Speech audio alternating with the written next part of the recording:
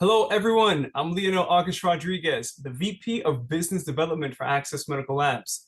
I'd like to thank everyone for joining us on another Access Live, where we bring you insight from leading medical experts. We do ask that all questions are submitted via the Q&A, as they will be answered at the end of our lecture.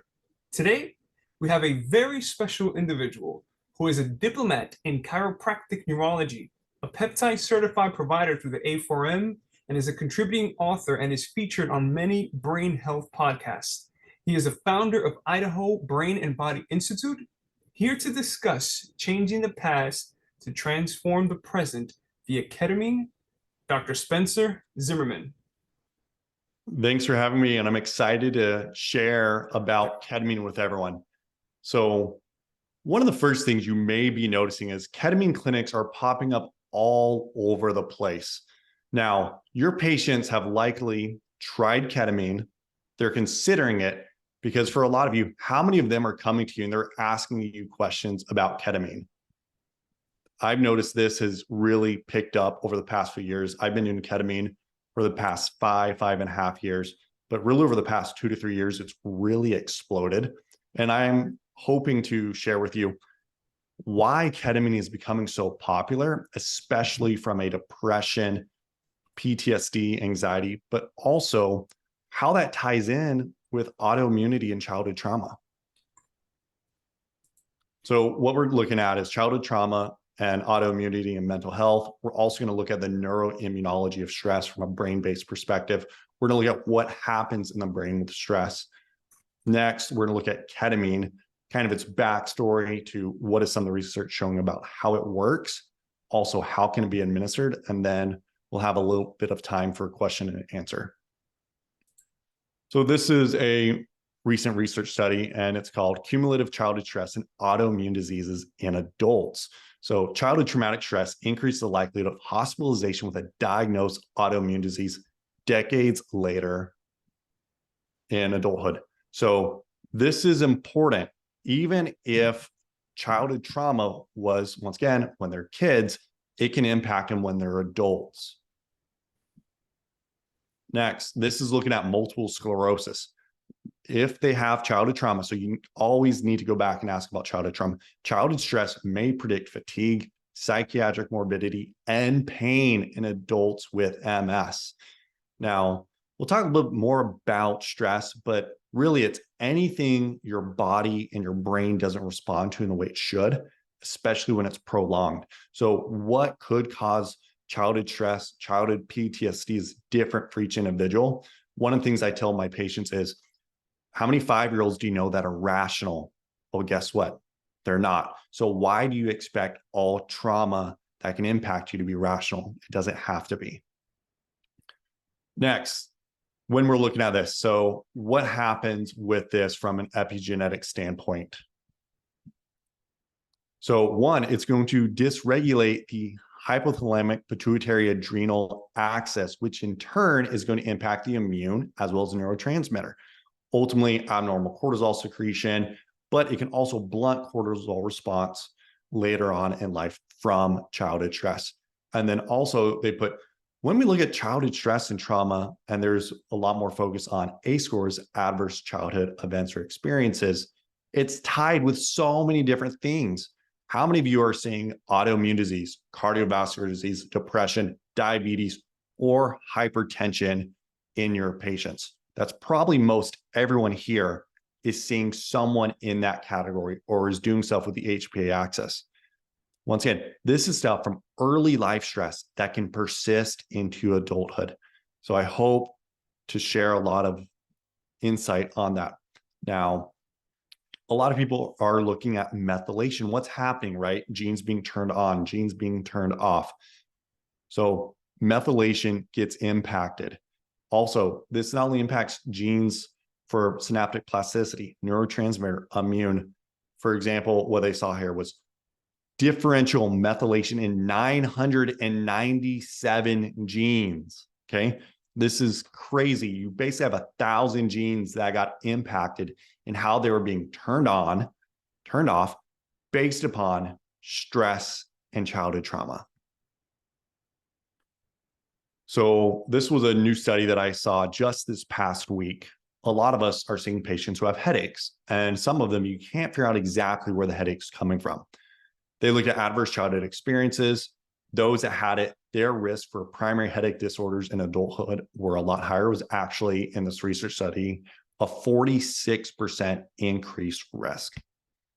So we've kind of established already, okay, you know what, this is a big deal. Now we're going to go to the neurology side.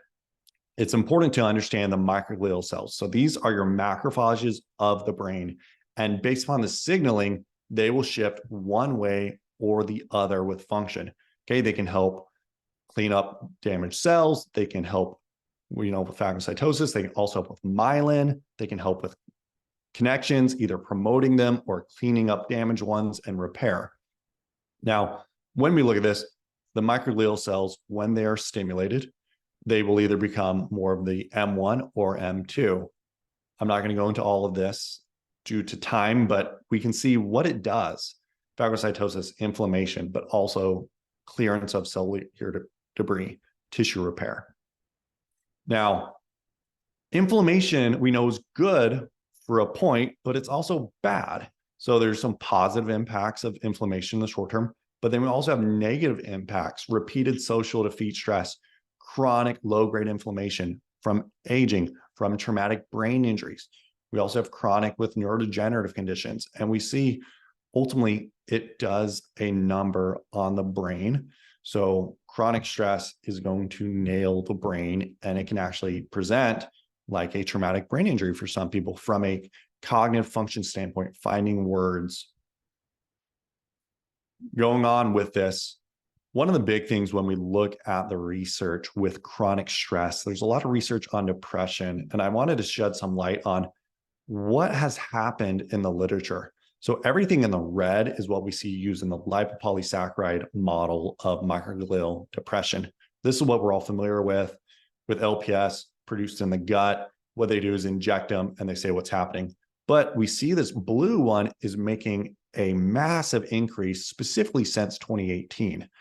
And this is the chronic mild stress.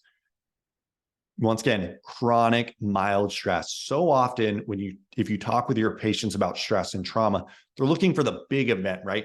Who in their life died? Was there rape? Was there watching someone die? Did they see something horrific? They're holding things to such a high standard. And if it doesn't fit that criteria, they're just moving on. You need to know, but what's these chronic mild stressors? Maybe it's food, maybe it's inflammation, maybe it's toxicity, right? Maybe it's a little bit of sleep deprivation. Next, we're also seeing issues with social defeat, learned helplessness, okay? Those are also being picked up in the research. So what happens now with stress and ultimately how the brain changes? So first, let's define stress. We see early life stress. It can be any number of things. So often when we ask our patients about stress, they're looking at emotionally what's happening in relationships, what's happening at work. But as we see here, stress is anything from infections to how was their mom's health? What about pollution? What about foods? What about medications? Yes, there can also be physical stress. Yes, there can be emotional stress, but stress can be anything that challenges the body.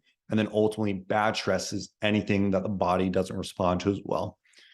And we see, as we talked about the microglial cells, this can alter the function of the microglial cells. So brain development, immune system development of the gut, everything else. And it can prime the microglial cells, very similar to what you would see in a traumatic brain injury, can cause abnormal behavior. We also have altered brain development as a result of chronic stress.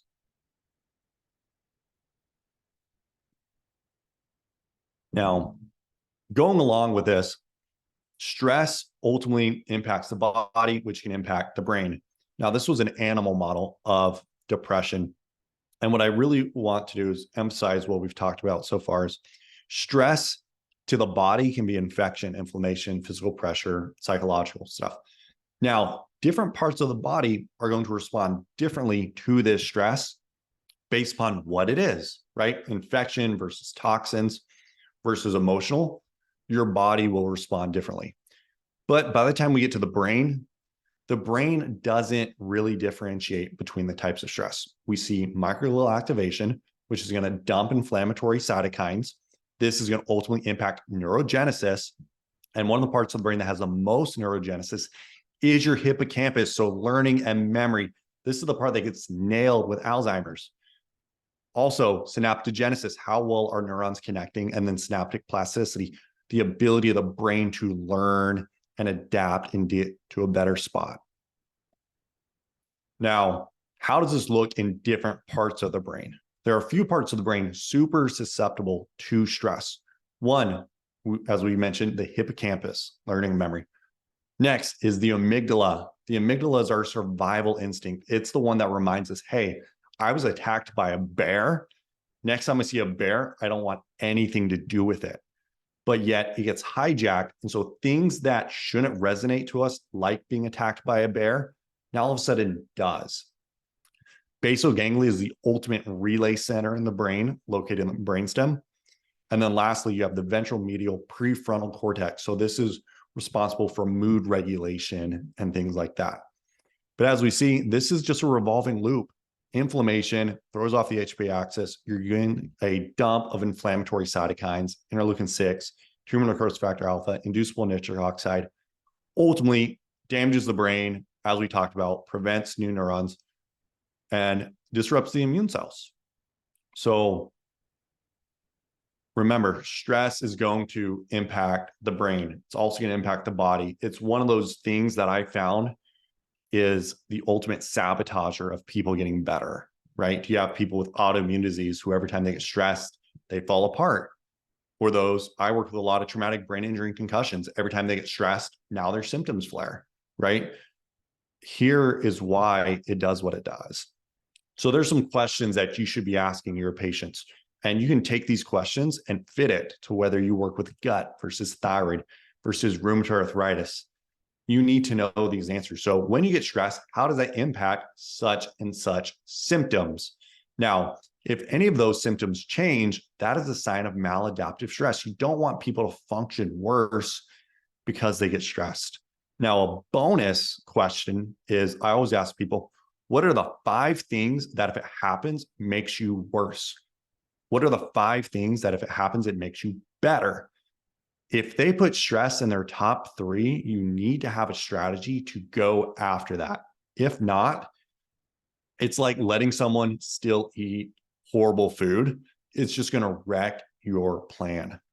So next, when you have these flare up, how long does it take you to return to baseline? And then, like I said, on autoimmune, does this cause your autoimmune disorder to flare? Whether it's your Hashimoto's, your RA, your psoriasis, your MS, what happens to the immune system? Now, there's a lot of therapies out there that people are doing for stress. Okay, this is not an exhaustive list, but we have mindfulness meditation has really seen a big increase the past few years. Exercise, one of the best and longest ones. Journaling, cognitive behavioral therapy, chiropractic, EMDR, nutritional supplements that we use, ashwagandha, right, rhodiola, things like that, that we go after to change the response. But what happens when everything you do just isn't enough? That's where ketamine has really been a game-changing thing for not only the patients I see, but when I talk to providers across the US, it's a game changer for the right patients. So its quick backstory is it's an analog of PCP, but it's minimally potent compared, and it doesn't come with all the same side effects. Now, it's been used in surgery as an anesthesia for a really long time. It's also been used post-operatively in pain management, especially for those that can't do Dilaudid or morphine when they're doing pumps in the hospital, post any surgery, especially the spinal fusions. But beyond that, ketamine is one of the most researched things we've seen on depression, PTSD, anxiety, even addictions with alcohol, and bipolar, specifically bipolar with depression. It does really, really well with. So here's what this article said, and this was 2021. It can be argued that even beyond its important role in anesthesia, ketamine is a top contender for being the drug with the largest impact for research and treatment of psychiatric disorders in the past several decades. Clinically, I see that it beats any antidepressant, anxiety meds that my patients are routinely on, help them with fibromyalgia and all sorts of things because of the way it works. So how does ketamine even work? Research is still being done on this, but so far NMDA receptors. So NMDA receptors are one of your main receptors on your neurons. Ultimately, it has a profound antidepressant effect, but it stimulates synaptogenesis, which we said gets impacted with stress. It also increases neuroplasticity, which we also said gets impacted. But beyond that, it's a powerful anti-inflammatory. So this is great. Down here it says, ultimately can impact the brain, even in the parts depleted by pathology. So this is amazing what it can do. Next, dosing is everything. So ketamine at higher doses can actually contribute to inflammation and do things we don't want it to do when it's given at more of the surgical doses or above. But at sub-anesthetic doses, which is what people are getting routinely with ketamine clinics, it's an activator of multiple pathways that ultimately are neuroprotective. And as it says, that are not always NMDA receptor dependent. We don't have time to go into all the research, but there's a ton of research with ketamine, with figuring out what it does to the networks in the brain. Most of this research is being done using functional MRIs. And it's really awesome because we're getting a great insight into how it's changing things in the brain in a way that we don't have with most of the other psychedelics, as they're not getting the same funding quite yet. Now, when we look at ketamine, this is 2023. It's looking at ketamine, psychedelics, and it's a more of a hypothesis of what's happening. Ultimately, helps with reduced inflammation, increases in neurogenic factors, BDNF, other things like that. It's causing repair. You get the dendritic spines back to where they should be. As a result, antidepressant, anti-anxiety, and cognitive recovery. And once again, see results with that specifically on the bipolar depression in a way that I don't see with the others. Now, the others still do really well, but the cognitive recovery is next level, in my opinion, on that bipolar group. Now, what are some of the things that we see? Well, ketamine does help to reduce interleukin-6 compared to other things, which we know interleukin-6 is a big driver of the M1 phenotype of microglial cells, which is more inflammatory and destructive. Now, there's other things looked at, interleukin-1 beta, but also tumor necrosis factor alpha, it did help. So this is at least part of the way it's working, right? There's not one way ketamine's working. It hits a variety of mechanisms, which is why I believe we're seeing such widespread benefits. It's not just BDNF, it's not just VEGF, it's not just inflammatory cytokines. It's a variety of things, which allows it to be used much more broadly than you could use with other therapies out there. Now, this is just more of a refresher of what we already talked about. Once again, we said ketamine can help with tumor necrosis factor alpha, interferon gamma, also IL-6, IL-1 beta, which we all see on this M1, which, reminder, drives neuroinflammation, reactive oxygen species production, and it shifts you away from that repair of tissue and remodeling that we really want to see for most of our patients. Now, ketamine, as we said, with hypothalamic pituitary adrenal axis, gets hijacked with childhood trauma. So it partially exerts its effects via anti-inflammatory actions on the HPA axis through the kynurenine pathway or by cytokine suppression. So, and I know I'm going through this pretty fast, but for time, you will have recording on this, but I also have the references for these. Now, when we look at this, we see the kynurenine pathway, right? It's going to ultimately decrease tryptophan, serotonin, kynurenic acid, which is neuroprotective. And then we got quinolinic acid. So look at that, right? So ultimately, ketamine helps by decreasing neurotoxic quinolinic acid, thereby reducing neuroinflammation and neurodegeneration. So very cool. Bringing it back to the parts of the brain that we said are routinely impacted, the hippocampus, the frontal lobe, also the amygdala. Now, these were rats that they put through wild, unpredictable chronic stress, followed by an 8-day recovery period. And then they went and looked at their brain. Ketamine-treated animals exhibited significant differences in the dendritic spine density and dendritic spine morphology in the areas associated with depression compared to those treated with saline. So they said ketamine has a prophylactic effect for basically preserving these parts of the brain in a way that couldn't have been done without it. Now, this is a quick case study of someone that came in dealing with bad depression, anxiety, PTSD, multiple clinics. She did have untreated concussion and thyroid elevated, in addition to everything else. This is a 2-week period or 3 weeks, depending on how you do ketamine, of what happened with PTSD scores, 70 to a 23.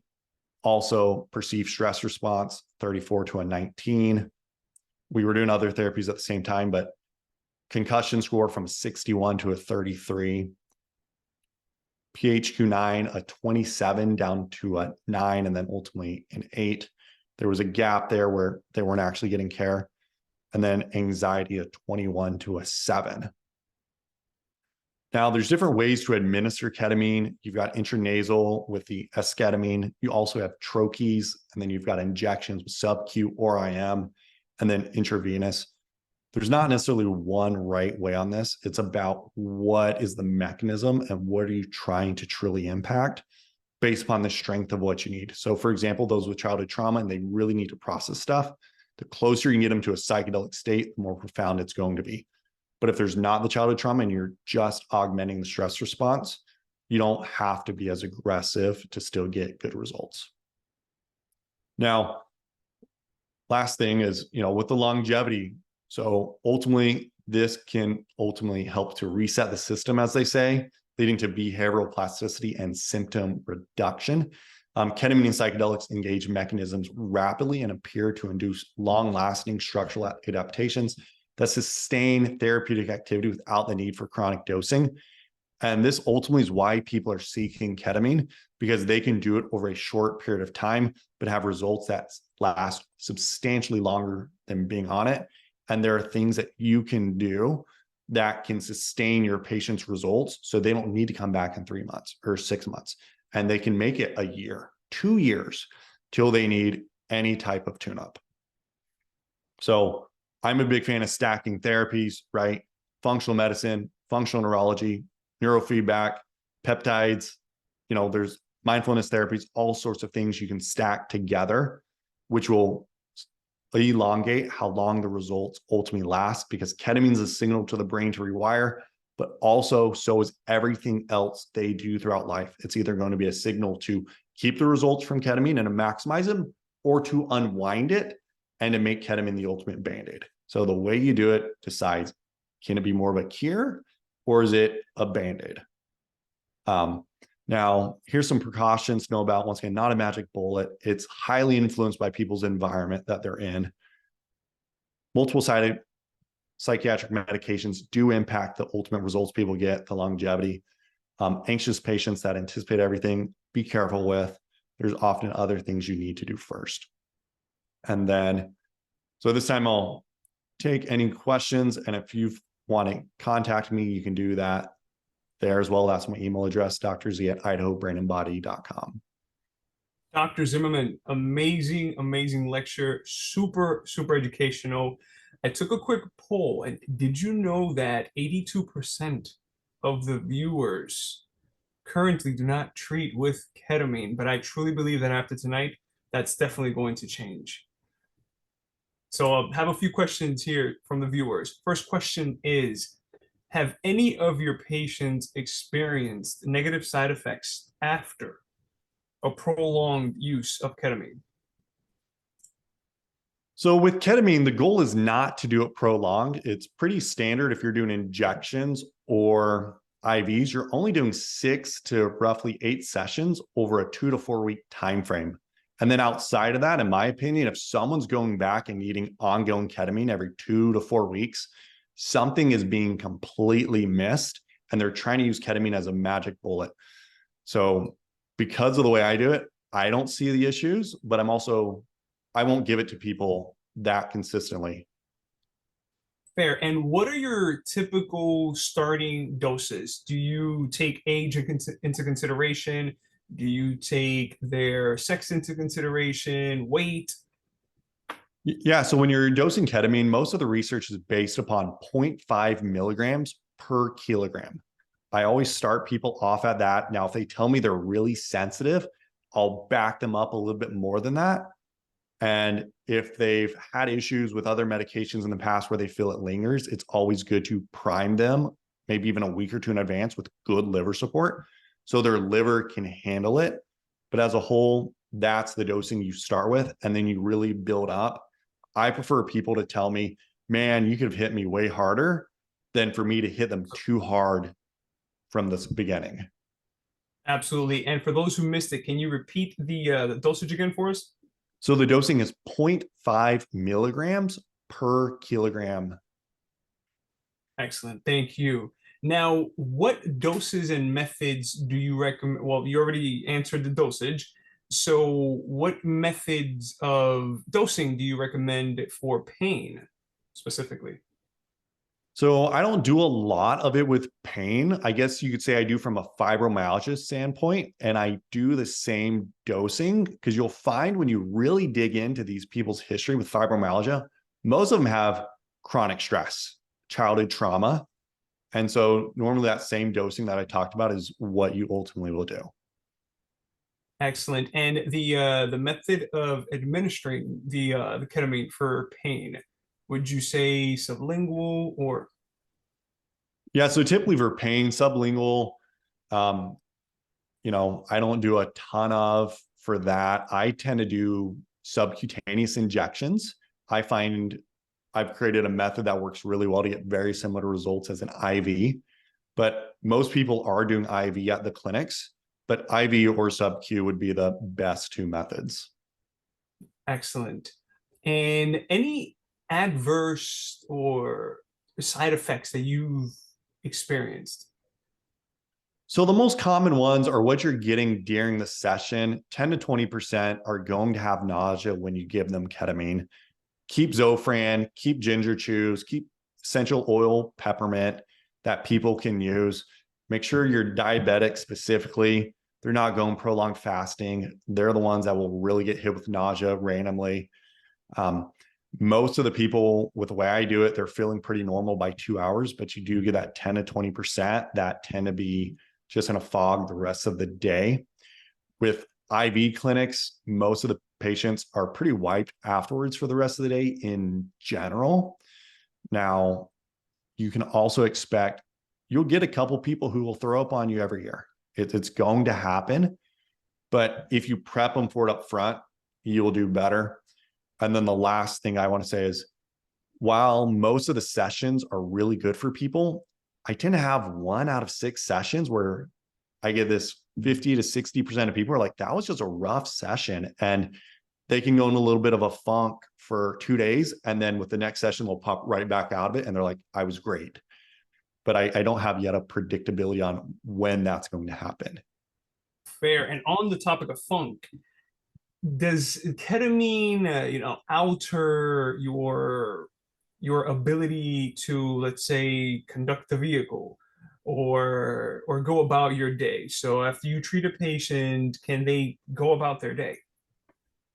Correct. Usually I tell them don't plan any meetings, right? You could be that 10 to 20%. Also for safety reasons, it needs to be in your consent that they will not drive. They need to have someone who picks them up. I don't care if it's an Uber, but even if they feel good, last thing you need is someone who is running 10% slower cognitively and to get in a wreck because they try to drive when they shouldn't. Fair. And for those that have not prescribed ketamine, is it a controlled substance? Correct. Ketamine is a controlled substance, so you do need to have a DA number to be able to do that. Excellent. And then lastly, how do you decide the route of administration? Does your childhood trauma need an I, or do the individuals who've had childhood trauma need an IV or just an increased dose through another route? I've seen you can get every bit as good of results with injections as you do with IV. So either one of those can work. The big difference is when you do injections, don't give it all in one injection. Okay. You can blast people and then they'll come down crashing. I space it out over 2 to 3 injections. And then if you do IVs, please don't be like many of the clinics out there that hook people up to an infusion pump and they set a 45-minute timer and they just let it go. Be there with them, because if it's coming too strong, you want to adjust it, because if you blast people too much, they often won't come back, even if it really could be a life-changing thing for them. So it's better to start slow and work your way up. Fair enough. So don't overdo it. Now, can you repeat your protocol, how many weeks and the frequency? So most of the research is done off of 6 sessions, and you're doing anywhere from 2 to 3 sessions a week. Now, if there's someone that wants to have more time to process, do 2 sessions a week. And then it's okay to be like, hey, after you do ketamine, the next day, you're going to work with a counselor who's going to help you integrate what you've learned. Now, if they are on benzos, the research has actually shown it blunts the benefit from an anhedonia perspective. So it can take more sessions than 6. And then even recent research out of Australia, they did it off of 8 sessions while doing subcutaneous, and they saw good results with that. And that was 2 sessions a week over 4 weeks. Dr. Zimmerman, thank you once again for such an amazing and educational lecture. To our audience, thank you for joining us on another Access Live, where we bring you insight from leading medical experts. Don't forget to like, don't forget to subscribe, and don't forget to stay healthy. Till next time.